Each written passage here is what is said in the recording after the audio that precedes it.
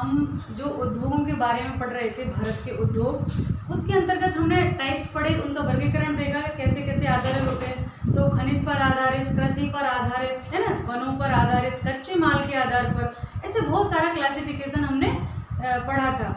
आज जो मैं आपको स्टार्ट करवा रही हूँ वो है कृषि पर आधारित उद्योग, यानी जिन उद्योगों को कृषि की उपज से कच्चा माल मिलता है वो कृषि पर आधारित उद्योग है।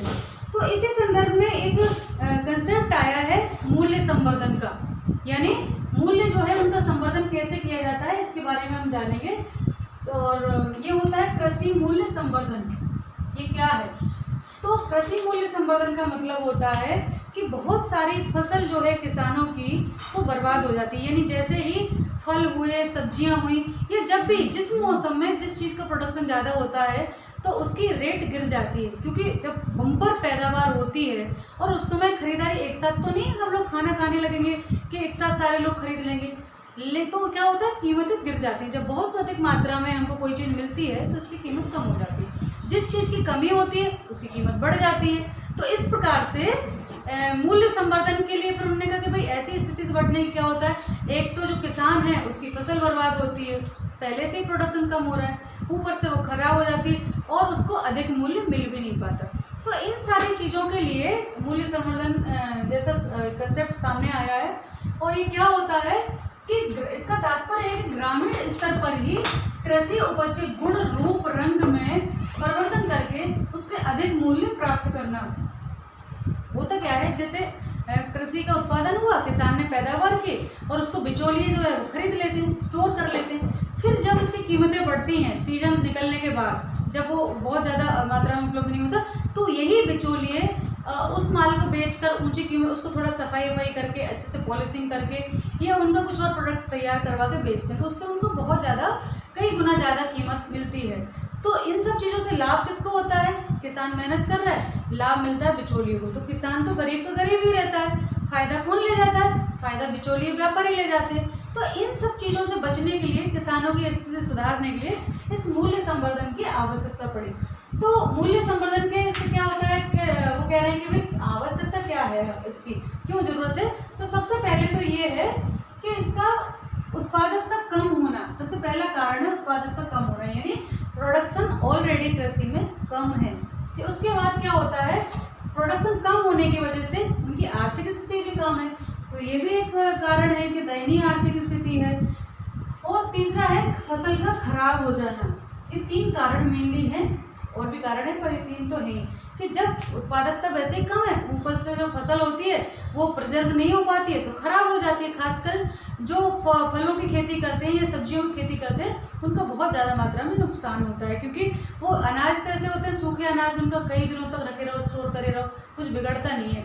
पर ये तो खराब हो जाते हैं एक समय बाद, है ना। तो इनको क्या किया जाए, इसके उपाय किए गए। तो फसल खराब हो जाती है, उत्पादकता कम होती है और इससे आर्थिक स्थिति पर बहुत फर्क पड़ता है। जो प्रोडक्शन है फलों और सब्जियों का, उसका मात्र 1 से 2% ही परिरक्षण होता है, यानी उसको प्रिजर्व करना, ये सिर्फ 1-2% ही हो पाता है, बाकी फसल जो है खराब हो जाती है। और इसके चलते हमारे एक आंकड़े दिए गए हैं कि जितना ब्रिटेन में फल और सब्जियों का उत्पादन होता है, ब्रिटेन में जितना पूरा टोटल प्रोडक्शन होता है, उत्पादकता होती है फलों की, सब्जी की, उतने फल और सब्जियां तो हमारे यहाँ खराब होकर फिक जाते हैं। अब सोचो कितनी बड़ी मात्रा में ये नुकसान होता है। तो इन सब चीज़ों से बचने के लिए कृषि संवर्धन की जो है आवश्यकता है। अब हम देखते हैं इसके लाभ क्या है कृषि संवर्धन के, ना, कृषि मूल्य संवर्धन के।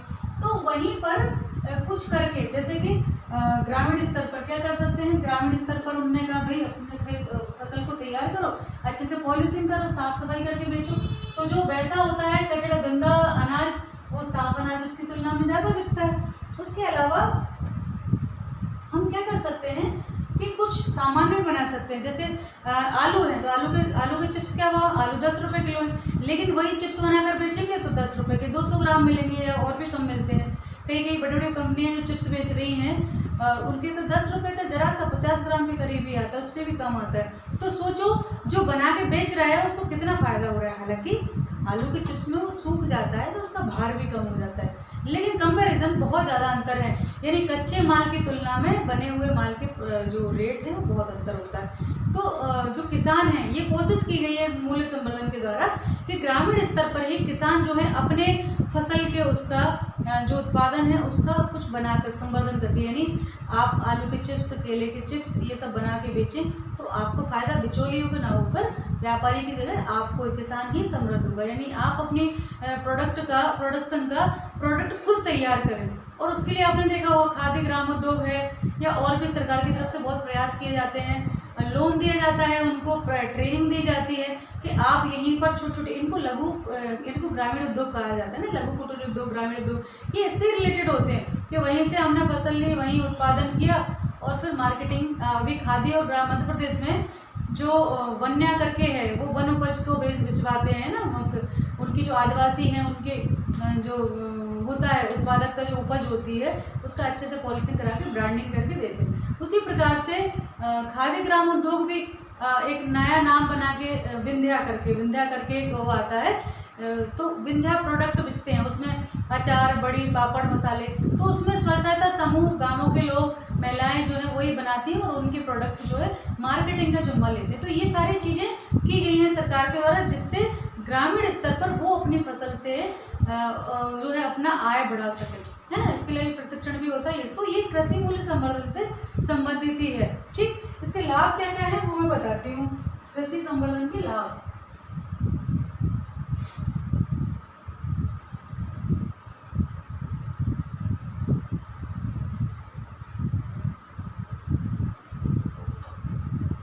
क्या लाभ है इसके उनको हम देख लेते हैं।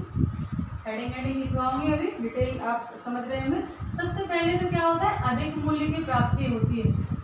ठीक है, अधिक मूल्य की प्राप्ति, यही लाभ है सबसे बड़ा। स्वाभाविक है, मैंने बताया कि जैसे ही खेतों से अनाज उठाते हैं और उसको ऐसे ही बेच देते हैं, उसके कंपैरिजन अगर हम उसको साफ सुथरा करके बेचेंगे तो उसका मूल्य ज़्यादा मिलेगा। और जो मैंने बताया कि आलू ऐसे बेचने में और आलू को चिप्स बना के, केले के चिप्स बना के बेचने में फायदा ज़्यादा होगा, तो लाभ अधिक मूल्य प्राप्त होता है। दूसरा है मध्यस्थों के स्थान पर कृषकों को लाभ।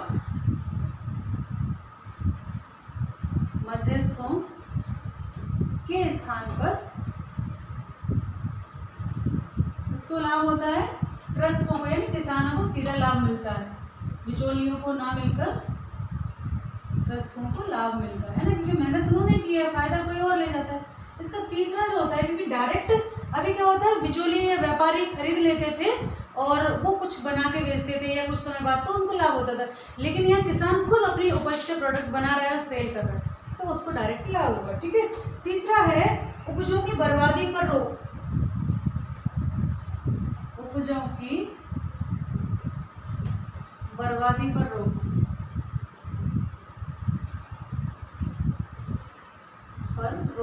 कैसे? जैसे मैंने बताया ना अभी कि आप प्रोडक्ट जो टमाटर हैं या और फल हैं, सब्जियां हैं, वो सड़ जाते हैं, तो अगर गांव के स्तर पर ही कोल्ड स्टोरेज बना दिए जाएं, उनमें प्रिजर्व कर दिया जाए, या वहीं पर जैसे जैम बनाने की फैक्ट्रियां लगा दी जाएं, तो इन सब से क्या होगा, वहीं से मान लिया, वहीं हमने प्रोडक्ट किया, तो वो तो जो प्रोडक्ट बन गया वो तो कई दिनों तक सुरक्षित रहता है। बड़ी, पापड़ ये सब बना के बेचना, तो वो खराब नहीं होता है ना। तो फसलों की बर्बादी पर रोक लग जाती है। चौथा जो है वो है, और भी बहुत सारे लाभ हैं, है ना। आत्मनिर्भरता आ जाती है ना। किसान जो है आत्मनिर्भरता और बेरोजगारी में भी कमी, है ना। स्थानीय रोजगार मिलता है, बहुत सारे लाभ हैं। स्थानीय रोजगार में वृद्धि, जैसे अब जो फैक्ट्री लगाई गई, छोटा सा जो कारखाना या कुटीर उद्योग लगाते हैं, तो वहाँ काम कौन करेगा? वही ग्रामीण महिलाएं, ग्रामीण पुरुष काम करेंगे, उनको रोजगार मिलेगा। जिनके पास खेती नहीं है वो काम करके जो है वहाँ पर कमा सकते हैं। तो ये बहुत सारे लाभ हैं, पर ये मेन रूप से ये हम लिखेंगे। अब है मूल्य संवर्धन के उपाय। अगला जो हम चैप्टर पढ़ेंगे इसको मैं ऊपर से इरेज कर दूँ। मूल्य संवर्धन के क्या क्या उपाय हम कर सकते हैं, कौन कौन से उपाय हैं जिनके द्वारा आप मूल्य संवर्धन कर सकते हैं, तो मैं आपको बता चुकी हूँ, उसी को आगे रिपीट हो रहा है, कैसे कैसे करके हम जो है बता सकते हैं। तो मूल्य संवर्धन के उपाय, संवर्धन के उपाय क्या है? तो जैसे मैंने बताया था ना कि उसके रूप, रंग, करके हम अगर सेल करें तो कीमत ज़्यादा मिलती है। उसी के क्रम में क्या क्या कर सकते हैं, तो नंबर 1 है आटा एवं दलिया बनाना। आटा एवं दलिया बनाना। अब देखो आप गेहूँ जो है आप खरीदोगे मार्केट में तो 20 रुपये किलो है जनरली, है ना, साधारण। और महंगा हो तो फिर जितना जैसा लोगे वैसा मिलेगा, पर ये 1 किलो आ जाता है। यानी गेहूँ जो है सीधा खरीदोगे साबुत तो 1900-2000 ऐसा कुछ रेट होता है, यानी आपका 19 से 20 रुपये किलो मिलता है। उसी का अगर आटा बेचते हैं तो वो कितने का मिलता है, उसकी कीमत और बढ़ जाती है, वो करीब 30 रुपये किलो हो जाता है, ठीक है। और उसके अलावा दलिया का जो पैकेट मिलता है, कभी आपने देखा होगा मार्केट में छोटे छोटे पाउच टाइप के मिलते हैं 250 ग्राम के पैक में, आधा किलो के पैक में, उसकी कीमत और ज़्यादा होती है। ये आधा किलो ही मिलता है दलिया। दलिया का पैकेट लेना किसी भी कंपनी का हो 20 रुपये का, ज़्यादा से ज़्यादा बहुत समझो, नहीं तो और भी महंगे होते हैं, कभी कभी 40 रुपये का आधा किलो मिलता है ना। जितने अच्छे तरीके से वो पैकेजिंग करते हैं, अच्छी क्वालिटी का बनाते हैं, उतना रेट बढ़ जाता है। तो कहीं ना कहीं आप डबल रेट उसका पा लेते हैं। अब दलिया बनाना, आटा बनाना, इसमें कौन सा ज़्यादा काम लग रहा है, एक चक्की लगाओ हो गया, तो कुछ प्रोडक्ट उसमें लागत भी ज़्यादा नहीं आती है, मेहनत भी ज़्यादा नहीं होती, लेकिन जस्ट डबल रेट आपको मिल रहा है। तो आटा और दलिया बनाकर भी हम कर सकते हैं। दूसरा है बड़ी एवं बिजौरे बनाना। बड़ियाँ बना लेना है ना, दाल की बड़ियाँ, आलू की बड़ियाँ, बड़ियाँ एवं बिजौरे, है ना, ये बनाकर भी हम जो है मूल्य संवर्धन कर सकते हैं। उसके अलावा और क्या क्या है, उसके अलावा है पापड़ बना के, है ना, गांव में क्योंकि महिलाएं फ्री में होती हैं तो पापड़ बना सकती हैं ना, पापड़ के द्वारा। और किसके द्वारा, थोड़ा सा दिमाग डालो, अब आप लोग भी जोर लगाओ कि कैसे ग्रामीण स्तर पर फसल के द्वारा और क्या क्या हमें ऐसी मार्केट में कौन सी चीज़ें मिलती हैं, खाद्य पदार्थ है और कृषि उत्पादों से बनी। थोड़ा सा दिमाग डालें और आपको और भी नाम आ जाएंगे। जरूरी नहीं है कि जो किताब में लिखे हैं वही, आप अपने आसपास देखकर और भी सोचते हैं कि कौन से प्रोडक्ट से क्या क्या बन सकता है और कृषि का मूल्य संवर्धन हो सकता है, ठीक है। तो पापड़ हो गए। अगला है गुलकंद के द्वारा, ठीक है, जो फूलों की खेती होती है गुलाब की, तो वो वैसे बेचते हैं तो सड़ नहीं जाते हैं, कुछ बिकते हैं और बाकी के बिक जाते हैं। लेकिन अगर वहीं पर जो एक्स्ट्रा उत्पादन है जो नहीं सेल हुआ मार्केट में, उसका हम गुलकंद बना लेंगे तो प्रिजर्व हो जाएगा, खराब नहीं होता है, ठीक है। गुलकंद हो गया। अगला और क्या है जो हम यूज कर सकते हैं, वो है माउथ फ्रेशनर, है ना, कुछ चीज़ों का माउथ फ्रेशनर बना लेते हैं हम। फ्रेशनर एक चीज़ मैंने देखी थी अभी कि जो तरबूज होता है एक सीजन में उत्पादन होता है, गर्मियों में होता है, और कितना सेल होता है, ऐसे किसान के पास कुछ ऐसा फालतू पड़ा रहता है। तो जो तरबूज होता है, तरबूज को 2-3 तरह से यूज किया जाता है। एक तो उसका शरबत भी बनता है, ठीक है। उसके अलावा जो वेस्ट मटेरियल आपने उसका मोटा भाग जो उसको हम काट के फेंक देते हैं। आपको पता है जो चेरी होती है, चेरी मार्केट में हमें कितनी महंगी मिलती है, वो भी बनाई जाती है उससे, बहुत सारे कारखाने चलते हैं। तो सोचो जो उसका बेस्ट पार्ट है वो भी यूजफुल हो जाता है। यानी पूरे प्रोडक्ट का हम आम के आम और गुठलियों के दाम की जो कहावत है वो यहाँ चरितार्थ होती है। यानी अगर तरबूज से आप शरबत भी निर्माण कर सकते हैं, उसके बेस्ट जो पार्ट निकलता है उससे चेरी बनाई जाती है। तो सोचो किसान को डबल फायदा होगा। वैसे तो ये है कि तरबूज जो है साधारणतः जो रेट बिकती है उसको बेच दिया और बस हो गया, उतनी कीमत मिलेगी। पर यहाँ अगर उसका कोई कारखाना लगा दिया जाए तो कितना लाभ होगा, रोजगार भी मिलेगा लोगों को, ठीक। उसके अलावा और क्या बनता है, मक्खन, घी, पनीर, है ना। अब जैसे दूध की डेयरियाँ हैं, दूध बाहर बेचते हैं, नहीं बिक पाया उतना तो फिर फालतू जाता है, खराब हो जाता है। तो हम दूध का क्या कर सकते हैं, घी, मक्खन, पनीर बना सकते हैं। घी बना लिया, कई दिनों तक रखो उसको, ठीक है। मक्खन बना लो, मक्खन भी कई दिनों तक चलता है दूध के मुकाबले। और पनीर बना सकते हैं हम उसका, है ना। ये इतनी सारी चीज़ें हो सकती है। उसके अलावा और क्या कर सकते हैं, ये तो डेयरी से संबंधित प्रोडक्ट हैं। और सिवैयाँ बना सकते हैं हम, है ना, आटे की सिवैयाँ बनती है, मैदे की, आटा से ही, गेहूँ से ही मैदा बनती है सिवैयाँ। और क्या बन सकता है सिवैयों के अलावा, ये बहुत सारी चीज़ें जो हैं।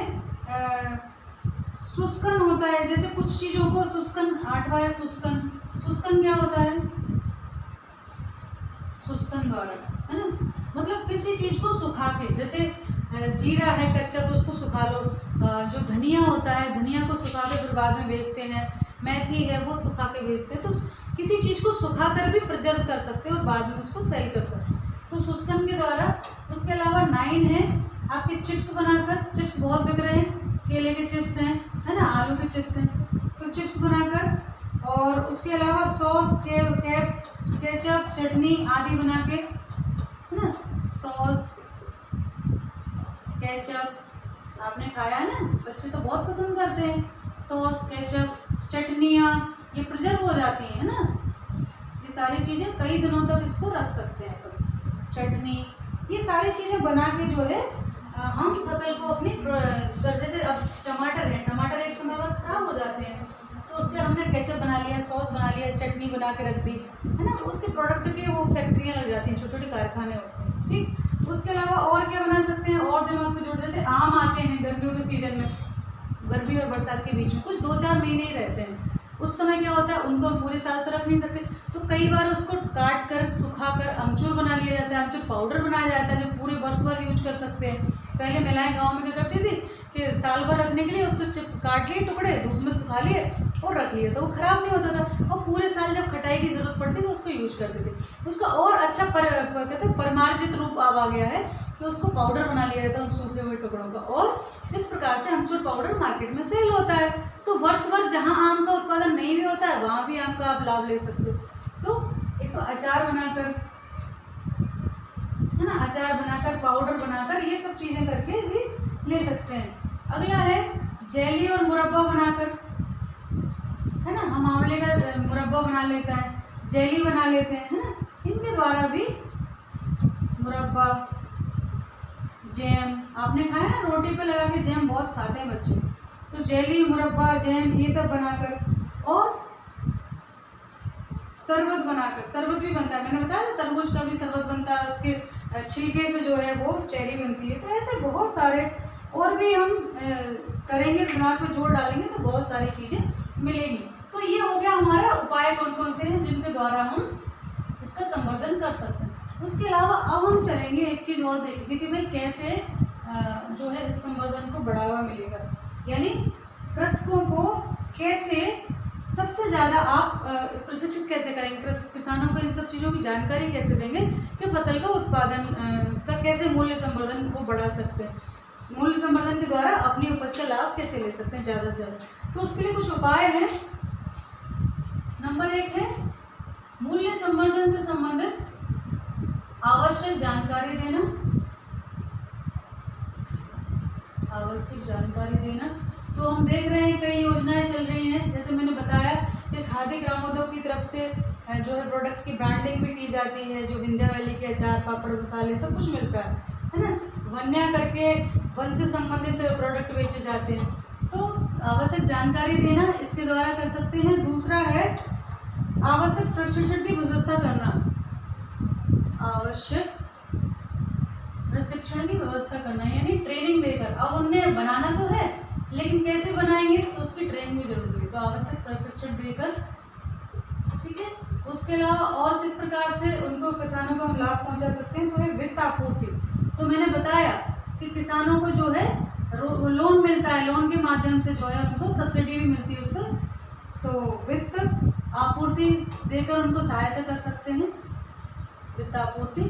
उसके अलावा चौथा है तकनीकी सहायता उपलब्ध कराना। अब सब कुछ दे दिया आपने लेकिन उनको टेक्निक नहीं पता है अच्छे से, तो प्रोडक्ट में जो है मार्केट के अन्य बड़ी बड़ी फैक्ट्रियों में उत्पादित प्रोडक्ट के मुकाबले वो टिक नहीं पाएंगे, तो तकनीकी उपलब्ध कराना, ठीक है, तकनीकी उपलब्ध कराना। उसके अलावा और क्या है, उसके अलावा विपणन व्यवस्था एवं प्रचार प्रसार, विपणन व्यवस्था एवं प्रचार प्रसार, विपणन एवं प्रचार प्रसार। विपणन क्या होता है, प्रसार प्रचार, यानी ये सारे प्रोडक्ट तो बन गए पर उनको कैसे मार्केटिंग की जाएगी, उनका एडवर्टाइज कैसे किया जाएगा, ये सब भी सरकार को देना पड़ता है अपने हाथ में। तो मैंने बताया अपने मध्य प्रदेश की बात करें तो खादी ग्रामोद्योग द्वारा वन्या प्रोडक्ट चलाए जा रहे हैं और विंध्या वैली चलाए जा रहे हैं, ब्रांडिंग भी की जा रही है, सरकार उनकी ब्रांडिंग करती है ना, जोड़ के जो समूह हैं उनको जोड़ लेते हैं, उनके प्रोडक्ट खरीदते हैं और उसके अंतर्गत वो बेचते हैं। तो ये सारे सरकार काम करती है और उनके माध्यम से मूल्य संवर्धन में सहायता करती है। तो आगे इसके और पढ़ेंगे, ये भाग यहीं समाप्त होता है। ध्यान रखिए, पढ़ाई करते रहिए, मैं आपके साथ हूँ।